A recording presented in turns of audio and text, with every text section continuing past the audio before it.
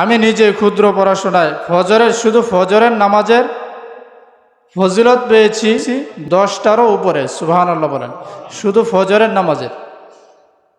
কেউ যদি ফজরের নামাজ আদায় করে তাহলে আল্লাহ সুবহানাহু ওয়া তাআলা ওই দিনের জিম্মাদারি শুধু নয়, ওই দিন যদি তার মৃত্যু হয়, তার মৃত্যুর জিম্মাদারি আল্লাহ তাআলা হয়ে যান, তার কবরের প্রশ্নের জিম্মাদারি আল্লাহ তাআলা হয়ে যান, তার হাসরের ময়দানের জিম্মাদারি হয়ে যান, তার মিজানের ফুলসিরাতের সমস্ত জায়গার জিম্মাদারি হয়ে যান, যতক্ষণ না পর্যন্ত বান্দা জান্নাতের ভিতরে প্রবেশ না করবে ততক্ষণ পর্যন্ত বান্দার জিম্মাদারি আল্লাহ তাআলা হয়ে যায়।